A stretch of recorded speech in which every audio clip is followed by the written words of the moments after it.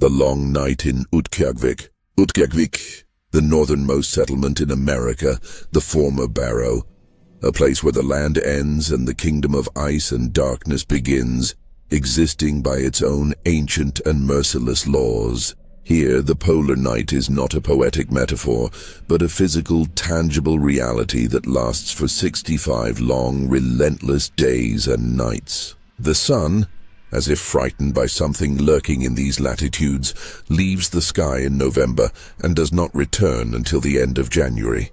All that remains is a weak, dying light on the southern horizon, a crimson, bleeding stripe that lasts a couple of hours before being crumpled into an absolute blackness, denser and heavier than any darkness in lower latitudes. This darkness doesn't just arrive, it engulfs, flooding the valleys and houses like a tide of ink.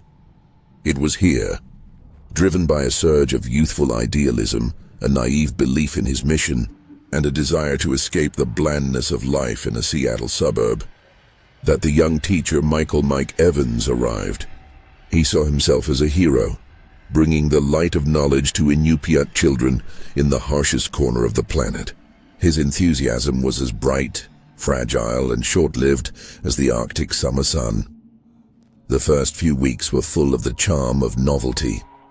Fairy tale northern lights dancing in the sky as green and purple ghosts. The hospitality of the locals who taught him to read the tundra's mood by the shade of the snow and predict the weather by the shape of the clouds. The curious, lively eyes of his students. But as the last memories of the sun faded and the darkness thickened, the charm began to crack, revealing a gaping void beneath. The gloom in Utqiagvik is not merely an absence of light. It is an active, almost tangible substance, possessing its own soul-chilling presence. It presses on the eyes like heavy, damp palms. It crawls into the ears with a thick, silent hum, drowning out the inner voice. It seeps through the thickest walls and triple-glazed windows. It drinks warmth, drinks sound, drinks color, drinks thought itself, leaving behind only a hollowed-out, faded shell of reality. After a month, Mike could no longer read by artificial light without feeling that the darkness outside wasn't just waiting, but watching. It clung to the glass, breathing heavily, and its breath left frost patterns on it, resembling spiderwebs.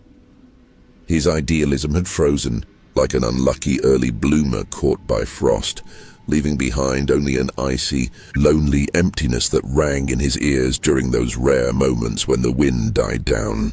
He began to notice oddities he had previously attributed to local color, how the elders in the village avoided looking south after dark, how the children in his class would sometimes fall silent all at once and listen to something he couldn't hear, how the dogs at night howled not from loneliness, but it seemed from warning, their voices merging into a single, drawn-out, horror-filled chorus. That's when he started to see it. First on the periphery of his vision, like all the other hallucinations born from vitamin D deficiency and the monotony of darkness. It happened for the first time late one evening, as he sat at his desk checking notebooks, shivering from the cold that had become his constant, faithful companion. The room was stuffy from the heaters, but the cold penetrated from everywhere, under the door, through the walls, from the very corners. He took a deep breath, and his breath, as always, escaped in a cloud of vapor. But this time it didn't dissipate, didn't dissolve into the air.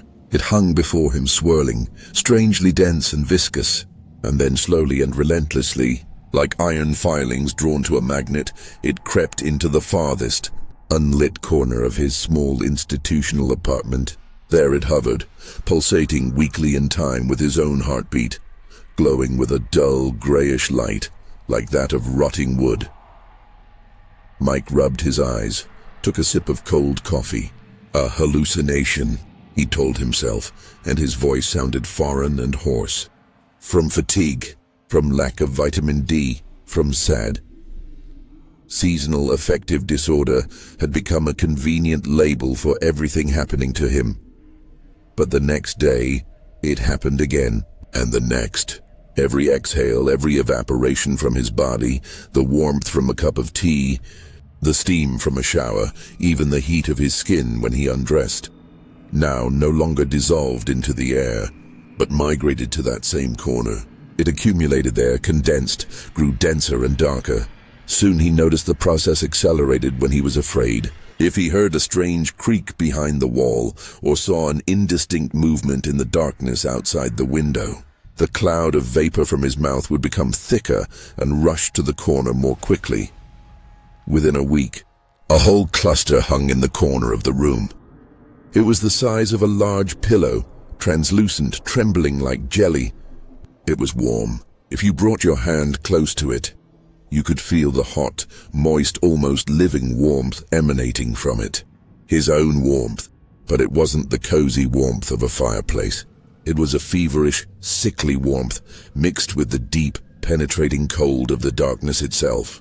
And this cluster had a shape, fuzzy, wavering, but recognizable, something elongated, with limb-like appendages and a faceless, elongated head. One night, waking from a nightmare, Mike saw IT slowly turn its faceless head towards him.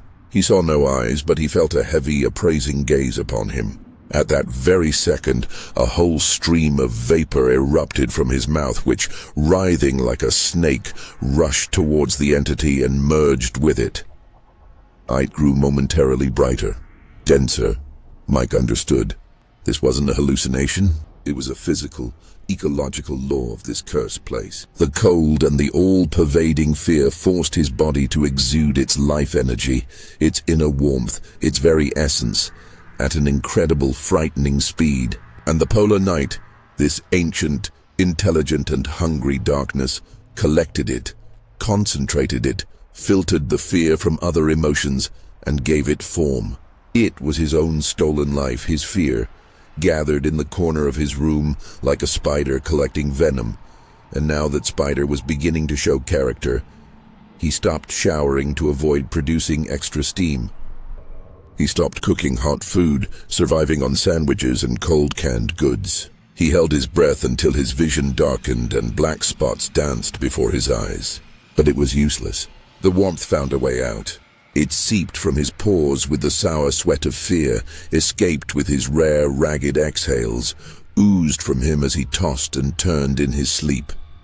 IT fed on him, grew, became denser, more real, more aware. Sometimes Mike thought he heard a quiet, measured rustling coming from the corner, a sound like fingers scraping on ice. He couldn't open the window to let it out. Not just because of the murderous 50 below frost outside that could kill in minutes. He knew.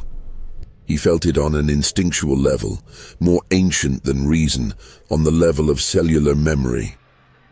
If he opened the window, IT would leave, but it wouldn't disappear into the night. It would go out into it, join the vast collective IT that hovered over Utqiagvik, drinking its light and warmth, and then it would return. It would return for more warmth. It would return for him, and this time, it would take all of him at once, without a trace, turning him inside out like a glove.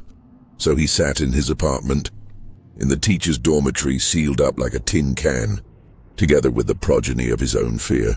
He watched as IT pulsated in the corner, becoming more distinct with each passing day. Sometimes he thought he saw features briefly appear in its faceless head, his own features distorted by horror and frozen in a silent scream.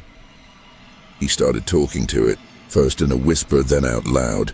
He begged it to leave, asked for forgiveness for something, offered deals. It remained silent. It simply was, and grew. His lessons became disjointed, filled with long, drawn-out pauses during which he stared out the window at the darkness or at the children's faces, as if searching for an answer. The children stopped understanding him and then began to fear him. They whispered that Teacher Mike talks to the cold. He lost weight.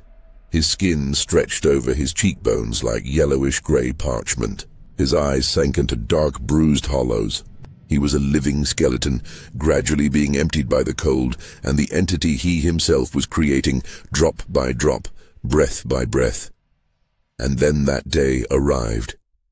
The coldest of the entire winter. The temperature dropped to -60. The wind, which the locals called the breath of the great cold, howled like a host of hungry spirits, hurling sharp glass like snow against the windows. The electricity flickered, tried to surge, and died, a common but always frightening occurrence in Utqiagvik. The apartment was plunged into pitch-black absolute darkness, broken only by the weak, phosphorescent glow of IT. It was enormous now, filling almost the entire corner from floor to ceiling, and its warmth had become unbearable, scorching, searing in contrast to the freezing, paralyzing cold. A quiet hum emanated from it, like the distant noise of a turbine. Mike sat on the floor, leaning against the wall, unable to move. He felt the last crumbs of warmth, the last shreds of his will, his memory, his self leaving him. He felt life draining from his fingertips, which were becoming waxy and numb, from his face, whose muscles no longer obeyed, collecting in his chest as a heavy, hot lump, and exiting through his mouth as a final, heavy, floating mass that was immediately, with a greedy, slurping sound, absorbed by the pulsating mass in the corner. He was forgetting his parents' names, forgetting what the sun looked like, forgetting the feeling of summer wind on his skin. And then the door to his apartment creaked open, not with a crash, torn off by the wind, but slowly, almost politely, with a creak that sounded like a bone cracking in the frost. It wasn't opened by the wind. It was opened by IT, by thought, by desire. The time had come to harvest. Mike stood up. His movements were smooth, light, as if he were a shadow freed from the burden of flesh. He didn't take the jacket hanging on the hook. He didn't feel the cold that rushed into the room and instantly coated everything with frost. He walked outside into the hellish frost and the piercing, howling wind, dressed only in thin home clothes. The darkness outside was not like the darkness in his apartment. It was alive, thinking, ancient. It sang with millions of voices, the voices of the wind, the ice, those who had gotten lost and frozen, those who, like him, had given their warmth.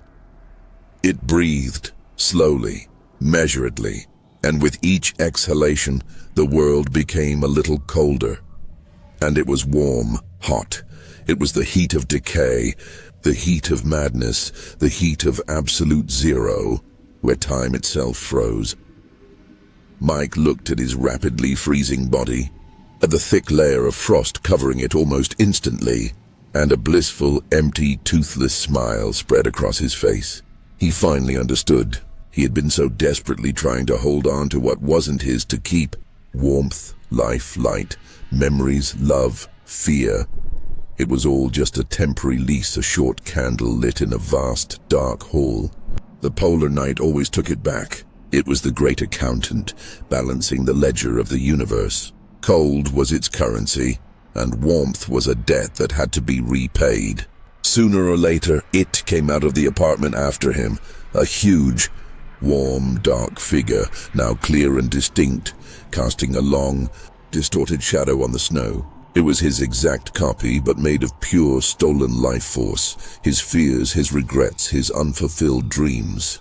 It didn't walk on the snow, it floated above it. It embraced him from behind, not with arms, but with its very substance, enveloping him, absorbing him, dissolving the last remnants of warmth within itself. Mike didn't scream. He let out a quiet, blissful sigh that froze in the air as diamond dust. He relaxed. This wasn't absorption. It was a homecoming, a merging with what was greater than him, older than him, the true mistress of this place.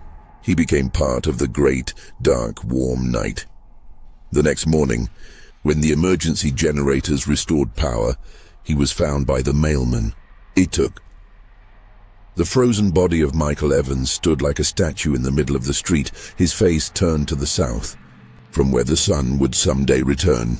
Many weeks later, a strange, serene smile was frozen on his face, more frightening than a mask of horror.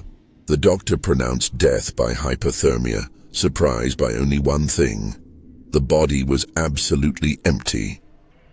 Not just dead, but frozen to the very depth of its cells, as if not just blood and moisture, but all energy, all warmth, all essence had been sucked out, leaving only a perfect, crystalline void.